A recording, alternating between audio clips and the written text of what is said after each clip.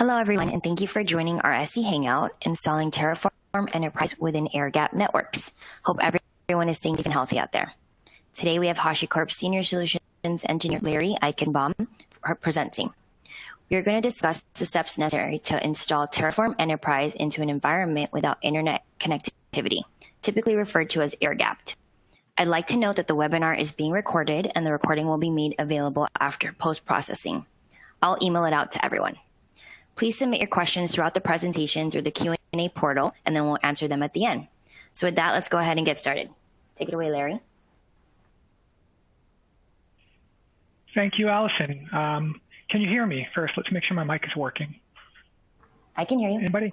Okay, excellent. So thank you, everybody, for coming here. As Allison mentioned, my name is Larry Eichenbaum. I'm the Senior Solutions Engineer here in the Public Sector team at HashiCorp. And as you might have imagined, we're going to talk a bit about installing Terraform Enterprise within air-gap environments. This question comes up quite a lot with customers that I speak to. They want to better understand how to install Terraform and often have questions or follow-on questions about what they need to do differently when they're in an air-gap environment. And so we're going to talk a little bit about this just at a high level, but we're going to then jump into, and let me advance our slide here. And hopefully everybody can see this. Allison, if you can confirm, do we see the slides advancing? I can see it. All right.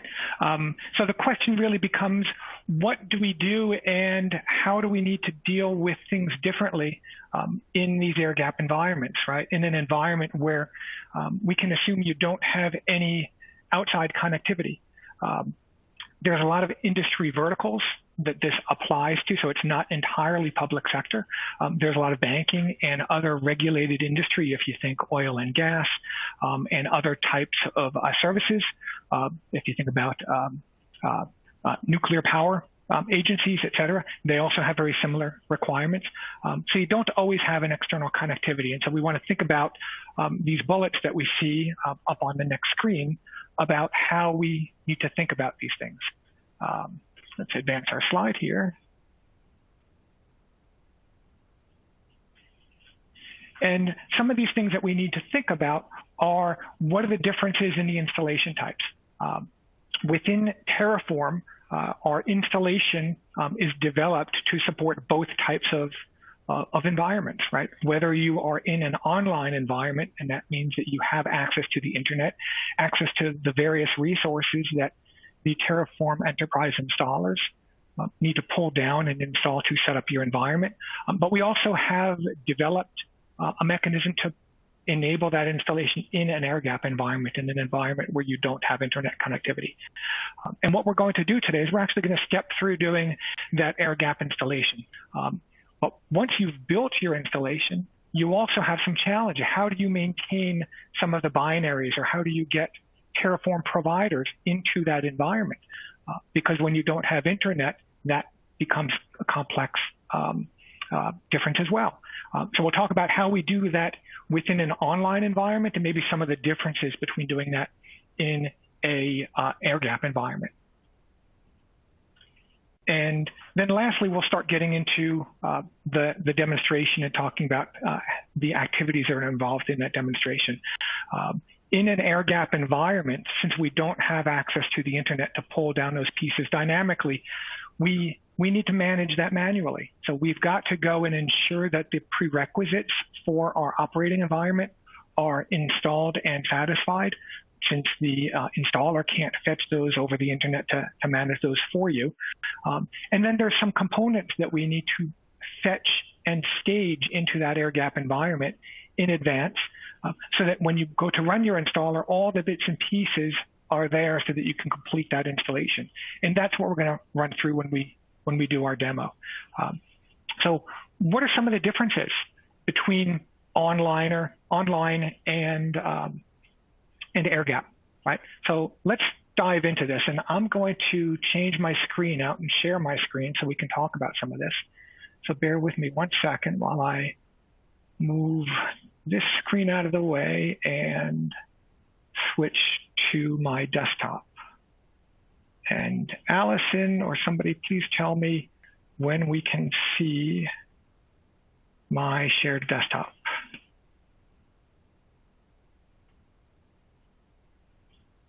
Yes, no? Oh, there we go. I see it. Okay. And you see a screen that has a, the site can't be reached up in the top left corner? Yep. Okay, excellent. So let's go take a look at some of our installation docs and see what we're talking about when we have an installation. So if we take a look on the documentation site for Terraform Enterprise, there's a number of aspects that you want to think about, prerequisites, if you will, when you're performing your installation. We're not going to necessarily go through proxy configurations on this call, et cetera. Those may apply to some of you, some customers. It may not apply to all of you. But if we scroll down within this document, and I can click on a link on the far side and we can jump all the way to the bottom. But down towards the bottom here under installation, we have material that talks about doing an online or doing an air gap installation. And I'm also going to stop my webcam in the interest of saving bandwidth. So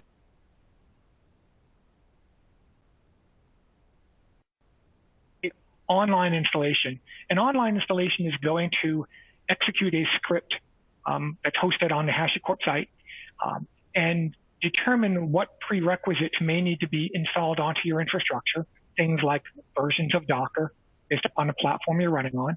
And it's going to download those bits and install them. And then it's going to go and fetch the Terraform Enterprise component and install them into your environment as well. In an air gap installation, however, we can't do that, right? Because no internet. And so what we need to do is we need to make sure that we are really following the pre-install checklist. I'll open this up in another tab just to show everybody what this looks like. And this talks about, in this pre-install checklist, a number of components, things like certificates and how you're going to manage your data, et cetera. But this is a really key thing to keep in mind is what platform you're running on, in particular if you're running on RHEL, because for RHEL, there are some specific requirements that you need to be aware of that pertain to things like installing Docker and how Docker packages are installed in RHEL that are a little bit different than some of the other platforms. So just be aware of that. Make sure that you're reviewing. Larry, I don't think your screen is sharing. It was there, but then it disappeared. So maybe we try to share again. Okay. So is there no screen shared at all right now? No, I just see a speaker icon. Okay, let's reshare. I'm not sure why that stopped. It should be this screen. And I'll restate what I was discussing a moment ago. Tell me when that share comes back up for you again.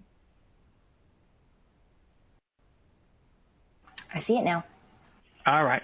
So we were talking about for the installation, we were discussing some of the steps for online and some of the prerequisites like Docker that are different than air gap. And so this is outlined in the documentation. And as you click into maybe ensuring, especially in an air gap install, that you've satisfied your pre-install items or requirements, be sure to review the specifics around your particular OS platform. And I know there's a little bit of lag, so I'll go slow as I scroll down here. When we're looking at specific operating systems that we're going to deploy on, in particular, if you're using Red Hat, there are Red Hat requirements due to the way that Docker is installed in Red Hat that is a little bit different. So make sure that you review that material for your OS platform and ensure that you satisfy those prerequisites like installing Docker in advance. Additionally, there's a few components that we're going to talk about that you'll need to gather before you start the actual install. And I'll highlight those as we run through the installation steps, right? What I've done is in advance of this session, I've spun up an AWS instance, and that is this particular instance here in the bottom left that I'm logged into. And what we're going to do is we're going to start going through these steps, right? So in this particular environment, I have already copied over and staged some bits into this environment. In particular, I have this air gap bundle that I've copied over. This bundle is a file that you would receive through your sales team access to download. And this is essentially all of the bits that the installer would fetch over the internet in an online installation, but they've been pre-packaged together into a file, into what we call a bundle. And you can download that bundle and then transfer that into your air gap environment and host it in that air gap environment. So whether you get that in there via SneakerNet or Carrier Pigeon, however you bring that in, but you need this to be accessible to the box that you are installing Terraform Enterprise on. You'll also need your Terraform Enterprise license file that you would receive from your sales team. And there is an installer file or script that you would also download and then transfer into the air gap environment, and that's what you would run. So before I turn around and I run that installation, let's check a couple of things. Let's try to make sure that we're as close to an air gap environment as we can. So as I mentioned, I've built this box. I've staged some of the files here already. We can see I've got my script file here, and I've got my air gap bundle that I copied in. But currently at the moment, if we just try to do something like ping Google, like we see that works. And if we go out to releases.hashicorp.com, that also has connectivity. So let's turn that all off. Let's go into my particular instance here in AWS, and let's shut down access. So I'm going to go into my particular security group, and let's edit my traffic. And I'm going to have to restrict this to only allow traffic in and out of my particular IP address, because if I shut down my laptop from the internet, then I can't share anything with you on this webinar, and that would make for a pretty not interesting webinar. But if I restrict all of the access to my particular IP, that should give us about the same thing, or it's going to replicate an air gap environment as closely as we can. So we can see I can no longer get to Google. I can no longer get to the HashiCorp releases site where all of those files would be hosted, et cetera. And so let's proceed from here. So on this particular instance, I've staged, as I mentioned, this installer script. And if we take a look at the documentation, we'll see that we can make reference to, when we're running in the air gap mode, that we're going to fetch our script and our bundles. We're going to unpack that script here, and then we're going to execute this script. We're going to run install.sh, and we're going to tell it that we're running in an air gap environment. And so that's what we're going to do right now. So I'm just going to go sudo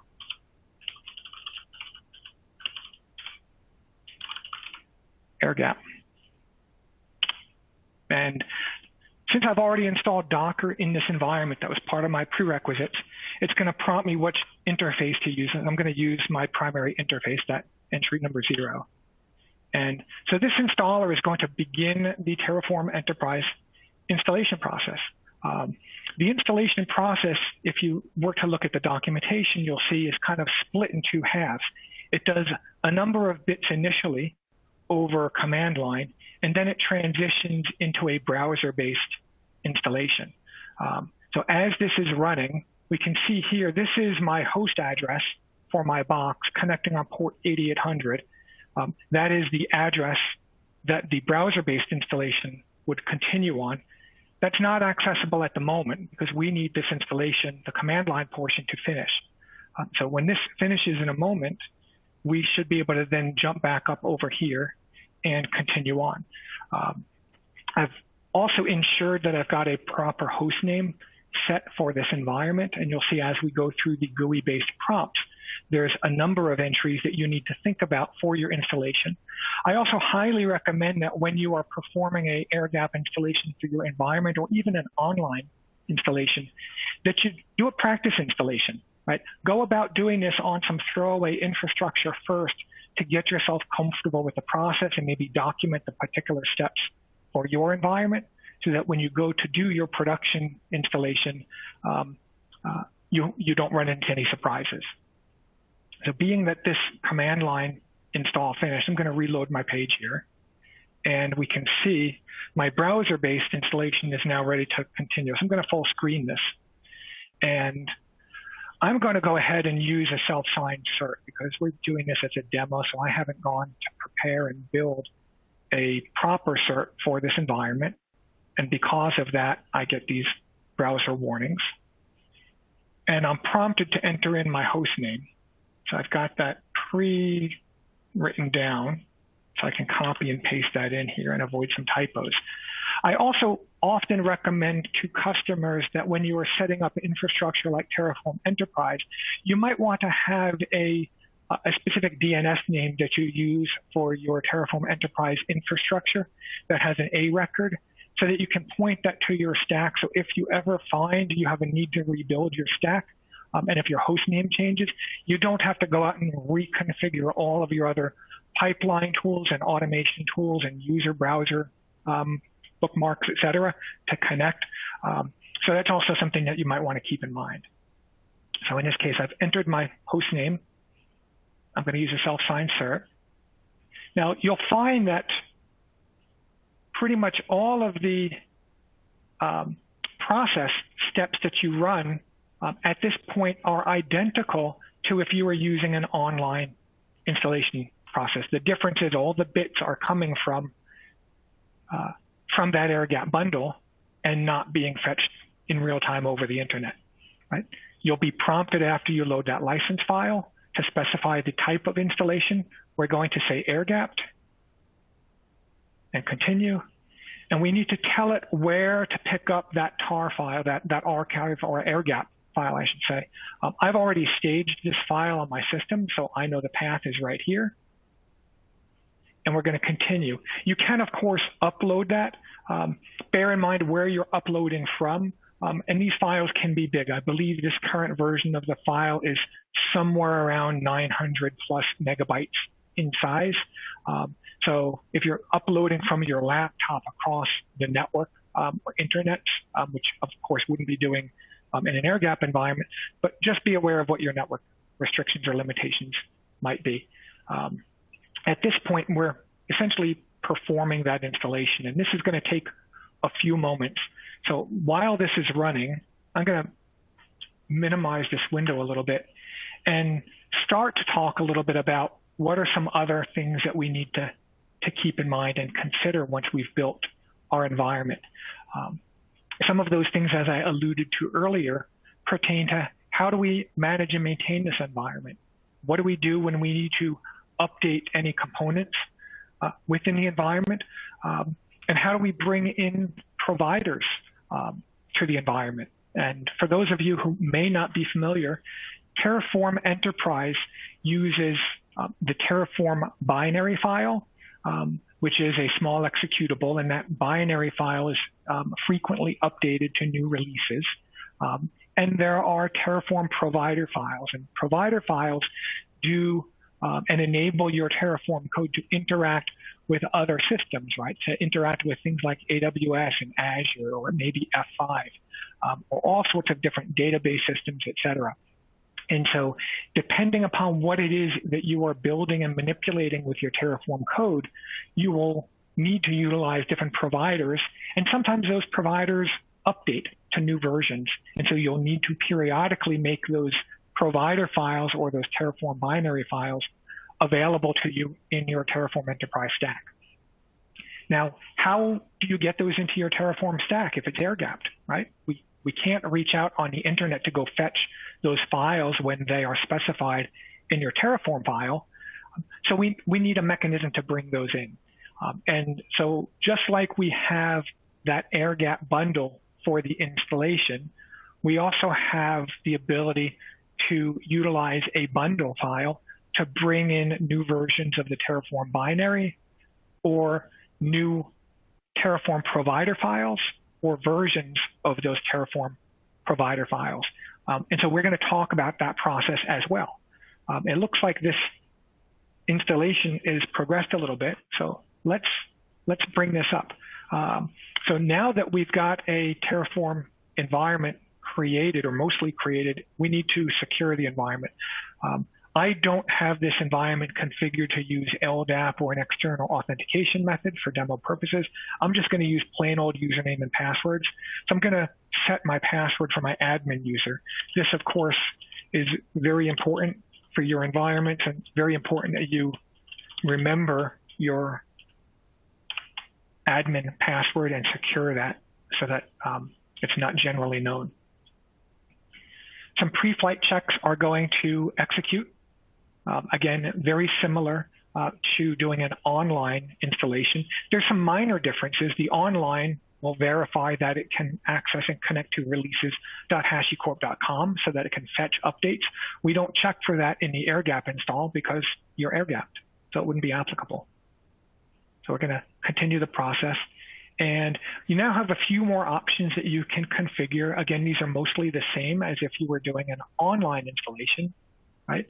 I'm only going to specify, I'm going to specify a demo installation type. We can specify production that's going to make connectivity, let's say, to a Postgres database or an external database. I'm just going to do some local files just for speed of the installation for the install. But all the other options that you see here are the same as if you were using online. If you wanted to connect to a full installation of HashiCorp Vault with your install, we can do that. And if you wanted to specify customized builder images or worker images for Terraform, you can specify those as well. I'm not going to do them at the moment, so we're just going to click Save. And we're going to restart. Again, interface that you see here would be the same as the interface in an online installation. And so this is now getting all of the Docker containers set up and configured that Terraform runs within, along with those worker images. This will take a few moments to run as well. And so while this is running, I will just move this to the top corner. And we'll talk a little bit about that bundling process that I was alluding to earlier, right? So there is a tool that we can use for creating those bundle files. And what I'd like to do is show you how that works and what that looks like. For starters, we have a HashiCorp managed utility that maybe appropriately so is named Terraform Bundle. And this tool we can find there's a GitHub link for this. I have a blog post that should be going live later today that will have this link within the blog article that aligns with this webinar session. But this bundle utility allows us to create bundle archives for these various Terraform binaries and or provider files that you might need to add into your Terraform environment as part of your ongoing maintenance of that environment. When we install Terraform, it installs with Terraform binaries, but it doesn't include any providers, right? So we would normally go out dynamically to the internet to fetch them. If it was online, if it's air-gapped, we need to make those available within the air-gap environment. One way that we can do this is with this bundler tool. And this bundler tool takes a configuration file. And so if we take a look here in my directory, I have this configuration file, a very minimal one that I've set up for the purposes of demo. And this would create a bundle file that has a newer version of Terraform 13.4 than what is inside the environment that I just started, and is going to include maybe the Azure Resource Manager provider and a particular version of that. In your air-gap environment, what might be more common for you would be to bundle all of the various providers that you might utilize within your Terraform environment. I've got to recall the URL for that, but I'll bring it up in a moment, and we have it in the blog article. But we'll bundle all of those providers together, and then you can make that provider available within your environment. When you've specified that within your configuration file, following the example in this repo, what we can do is we can then execute a command to build that bundle file. And that command, I'm going to paste that in here so we can run this. There's a couple different ways that you can use this bundler tool. If you are inclined, you can build the utility from the source code that is in this repo so that you can then locally just execute it, let's say on your laptop or in your CI/CD pipeline. Or, and what I tend to do is let's try this again. I tend to take advantage of a Docker container that already exists that has that utility configured within it. This way I have less things I need to set up and install on my laptop. And this utility, whether you run it through Docker or run it natively, is going to read that configuration file and is then going to create a new bundle file that contains the elements in your configuration. And it gives that bundle file a name, and it also date timestamps it to match so that you can keep track of the particular bundle that you've created and what is contained within it. And since you're creating this from a config file, you can check this config file into your source code repository so that you can come back later and refer to what you've built and maybe make changes if you had to update and make a new bundle that has a new version of a provider file. When you've created these files, you would then transfer them over to your host, right? So AirGap, SneakerNet, or Carrier Pigeon, whatever have you. And in my case, I've already done that. I've transferred this over to my temp directory, and so I have a bundle file here already. But since our install finished, let's go take a look at what this looks like.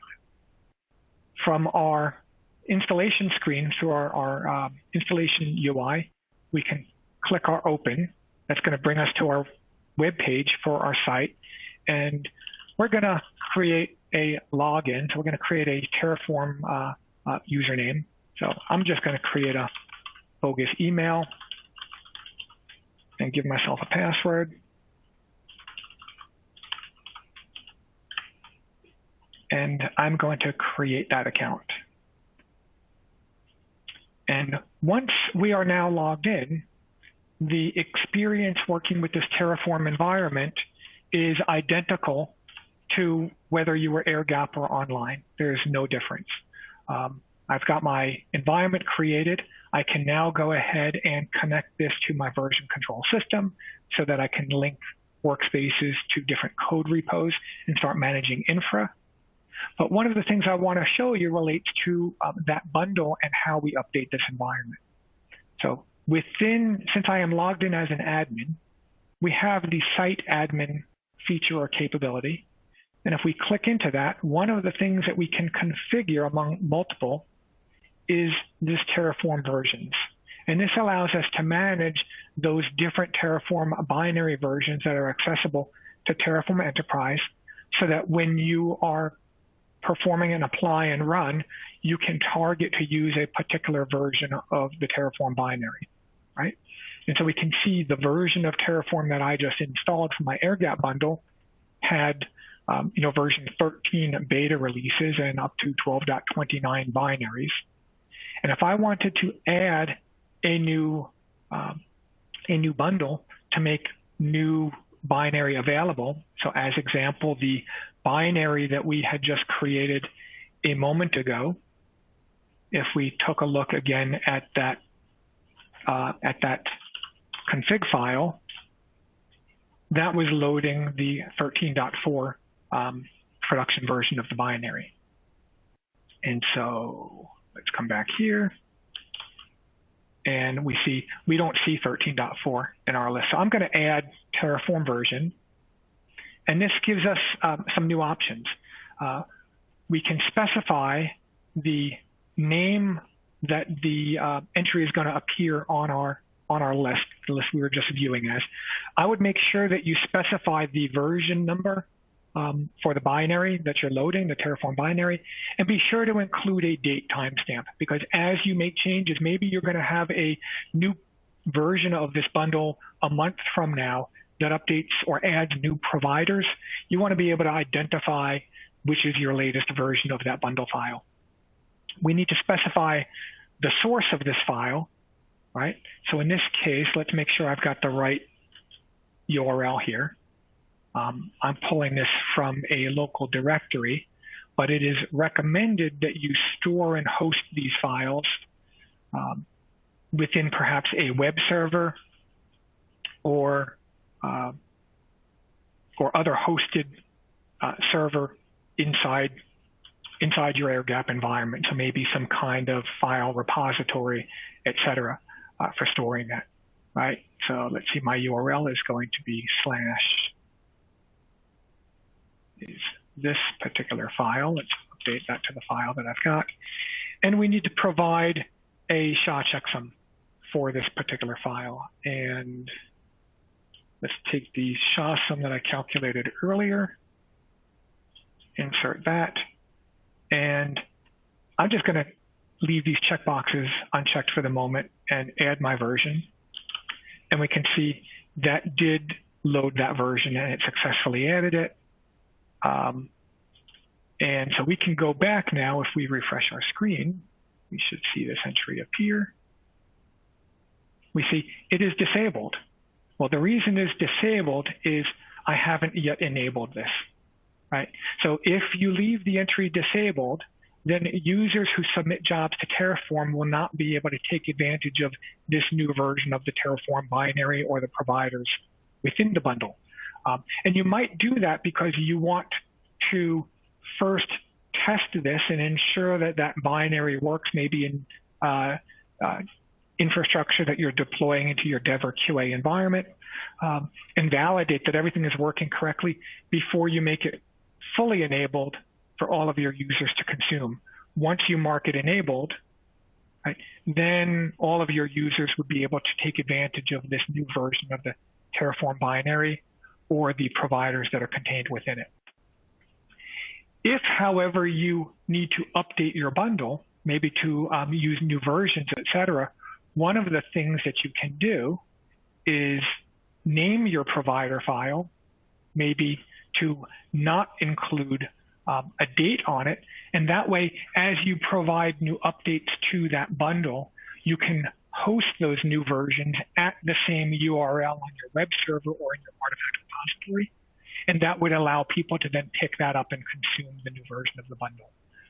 So there's two different options of how you might utilize that, depending upon how you manage and work with your environment. And let's jump back here. So that's covered the bundler tool. There's one other mechanism that is fairly new, and this is, let me pull up a web page for this. I have to see if I have the URL here for it, but it is called a network mirror. If we take a look at Terraform provider network mirror, here we go, fourth one down. This is a new feature within Terraform Client 13.2 and higher. And what this allows you to do is, perhaps in your org, you can set up a pipeline that automatically pulls down all the new providers and binaries from releases.hashicorp.com. And through whatever mechanism you have, you transfer those into your air gap environment, and perhaps you host them on a web server. You can, within your Terraform code, specify a block that looks like this that calls upon the network mirror feature and provide the URL within your air gap environment that Terraform is going to fetch those providers and Terraform binaries from. And if you follow this model, then it is not necessary to create those individual bundles and update them and attach them to your Terraform Enterprise environment. This can occur automatically by the Terraform code as it executes. So for many, many organizations, this results in a much smoother, less laborious effort for managing that content within the air gap environment, and is a good pattern to follow going forward as long as you're working with those newer versions of the Terraform client. And with that, I believe, Allison, we can take this over to questions and answers. I believe I've shown all of the core components that I intended to show. I'm going to go back on camera and see if we have any questions that are rolling in. Awesome. Yeah, we do have a few. So I'll start with, is this installer generic or is it specific to Terraform? Understanding that the Terraform tarball itself is unique.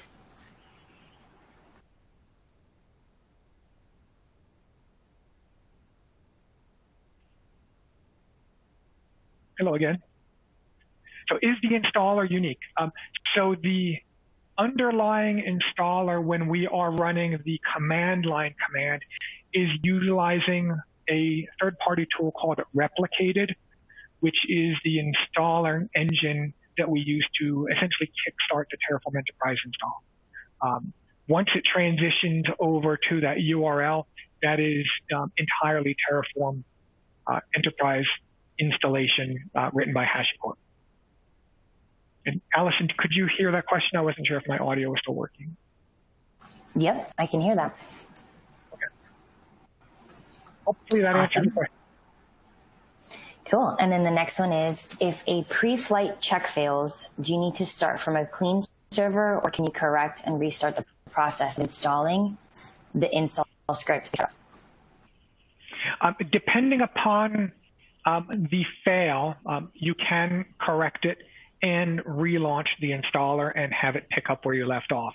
That being said, my recommendation for everybody is, run through these steps in your pre-production environment, understand the prerequisites, the requirements, the checklist, and really try to focus on ensuring that you have all those details correct before you go to run the live install. The last thing you want to do is get yourself into an unknown state because you're not sure if some prerequisite was picked up or was missed, et cetera. So it should work. Best bet is to start clean.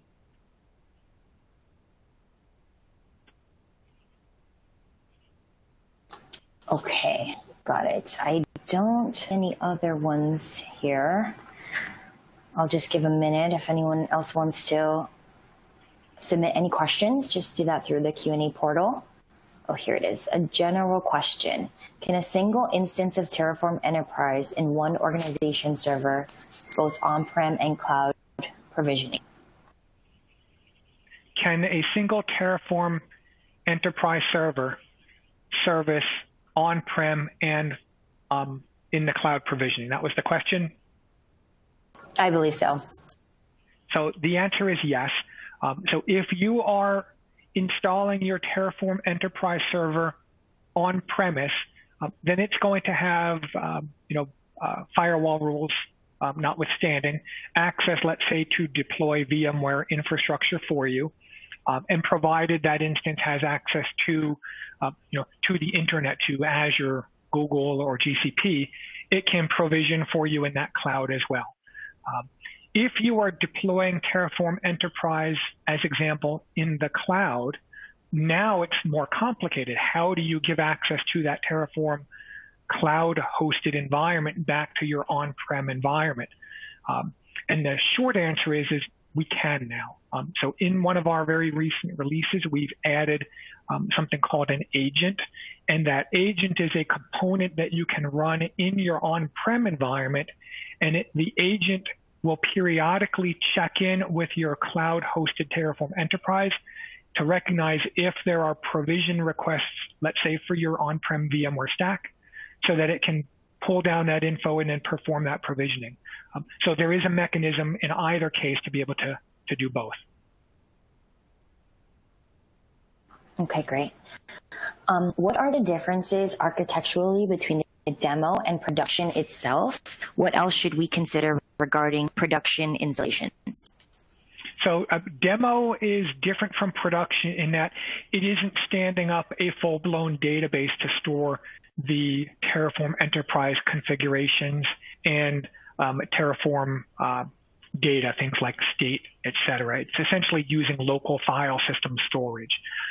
A production environment is going to configure a database within the Terraform stack for storing all of that data, or it provides you the ability to connect with your externally hosted database, perhaps RDS if you're working in the cloud.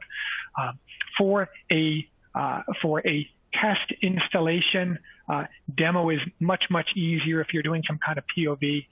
Demo uses less resources, less memory, CPU, et cetera, as well. The process of installing for production and demo is identical. You just click production. Terraform is going to handle setting up and standing up and configuring the underlying database for you. There's no extra work on your side.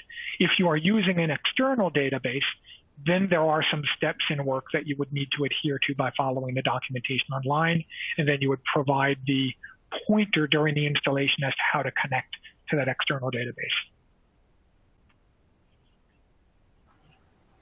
Got it.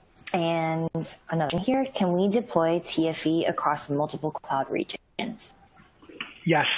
So if you had need to deploy a Terraform Enterprise in your AWS environment and one in your Azure, or maybe you're working high side, low side, and you need to have a Terraform Enterprise in your secure high side environment, and you also want one in your low side environment, absolutely, you can stand up multiple Terraform Enterprise environments and have them work. They will function independent of one another, so they're going to maintain state and encrypted data independent of one another, which of course is critical if you're high and low side because they don't have the connectivity.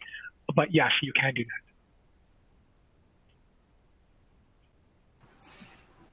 All right, and any slides that I can download about this presentation? Also wanted to know if there is any lab environment I can use to play with it. So there is, so the slides from this presentation, as well as a recording of this webinar, will be posted online. There is a blog article that is also posting. I believe it should go live later today that will have many of the screenshots and details, and certainly greater detail along with links for all of the things that we talked about. This is all, of course, documented on our website as well, but the point of my blog was to save you some hunting and searching to try and find the details, to try to put it right at your fingertips. As far as a demo environment, if you have a need to do some kind of demo or POV, best bet is to engage with your HashiCorp sales rep, and we can work with you in providing an access or helping in that discussion. The other thing that you can do for many customers, if you're just trying to kick some tires and you want to see how some features work, we do also have our Terraform SaaS platform. For obviously many public sector customers, that isn't a valid solution. But if you just want to see how some features work with Terraform, that for many is a viable option just to get some rough ideas of how things work in Terraform Enterprise and how they differ from Terraform open source. Great. I don't see other questions. So thank you so much for your expertise, Larry. As you mentioned, the session is recorded, and we'll make that recording available on our website after processing. I will also send an email to everyone who registered with that recording link. You'll have the link to the blog and all of the resources as well. So I hope everyone enjoyed today's webinar, and that wraps things up for us. So have a great rest of your day. Thank you, everybody, much for attending. If you have any questions, don't hesitate to reach out as well. You can get me at larryebaum@hashicorp.com or reach out through our normal channels for HashiCorp. So thank you.